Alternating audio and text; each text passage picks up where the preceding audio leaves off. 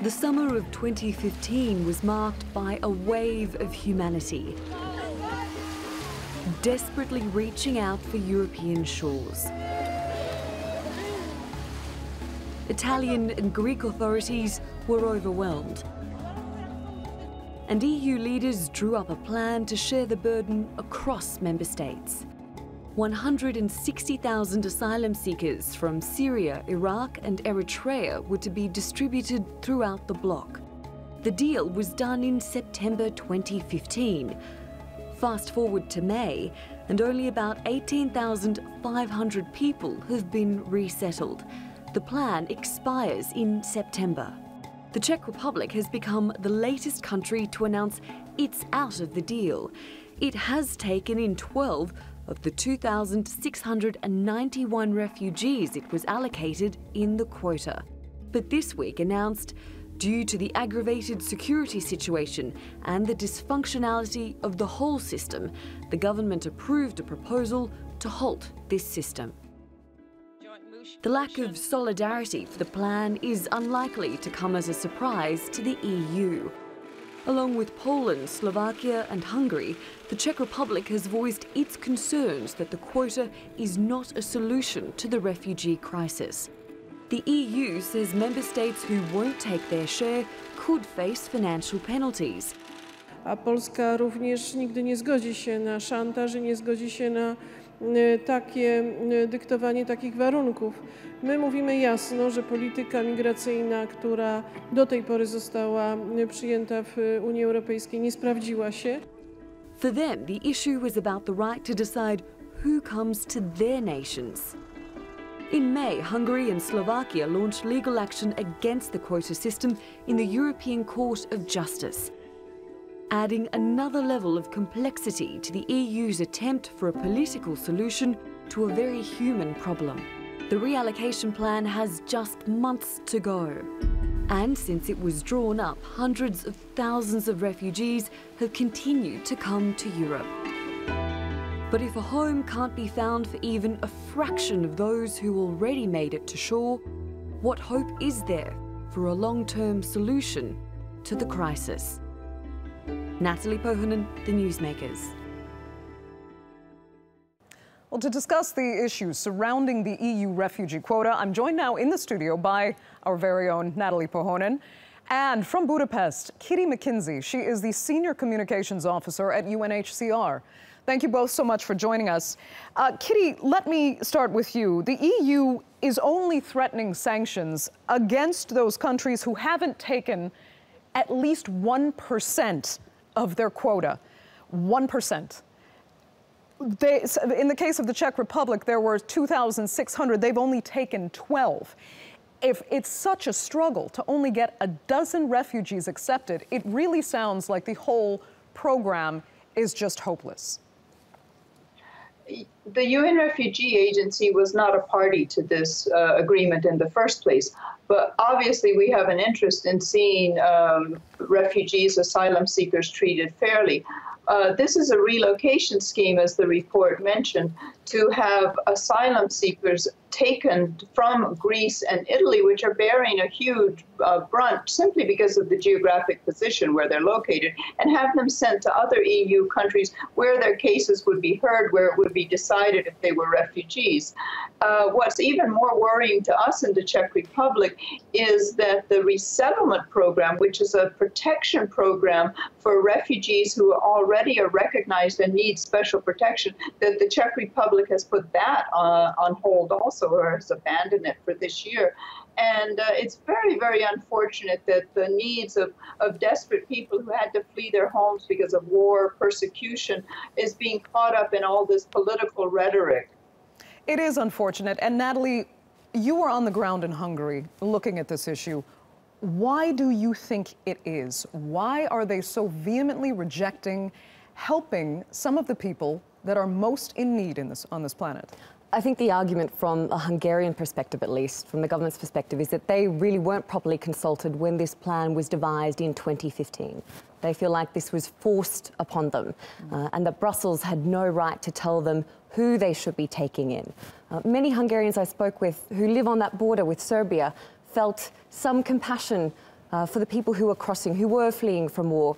But they were also very concerned that these people coming through without security checks, that they didn't know where they were from or whether they would even stay in Hungary. And for them, it is about being able to make that decision about who gets to come to Hungary, who gets to stay there, and not this rhetoric of having Brussels implement something and impose it on the Hungarian people. There are many Hungarians who disagree with that prospect as well, but the governing party Fidesz and the nationalist party Jobbik, the second largest party in the Hungarian parliament, both say that this should be a Hungarian decision, and irrespective of the difficulties and dangers facing these people, it's not Hungary's issue to deal with them in Hungary. Still, though, it's never going to be a flawless process when millions of refugees are thrown onto the scene within a matter of just months. This is the biggest refugee crisis since World War II.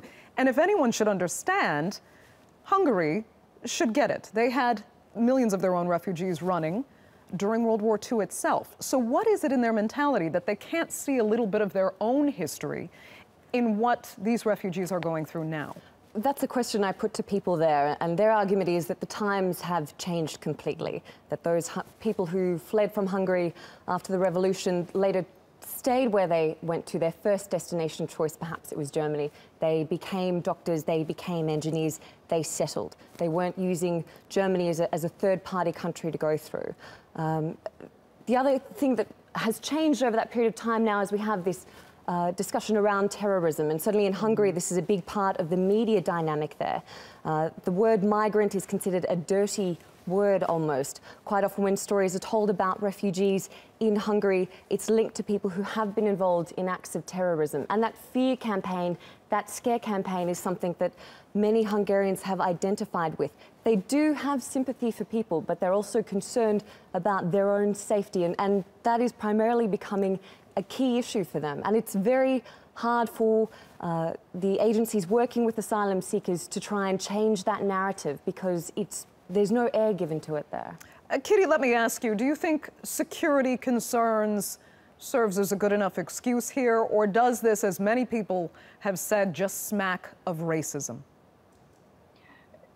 Every government has a right to protect its borders, and the UN Refugee Agency supports this. One of the really good ways to know who's on your territory is to have a functioning asylum system, and that's why we've tried to work with Hungary to build up the asylum system.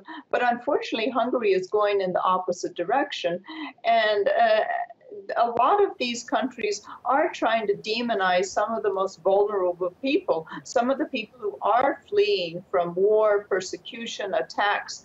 And so it would really be much better to try to, if you want to know who these people are, to have a functioning asylum system to process their claims. I would also like to back up what your correspondent in the studio said, that the people in Hungary, which is where I'm living, who come in contact with refugees and even migrants are the most sympathetic. There's important to make a distinction between government rhetoric and the attitudes of the people. People who come in, Hungarians who come in contact with refugees generally are very, very sympathetic. They understand the needs, they understand what forces people to flee.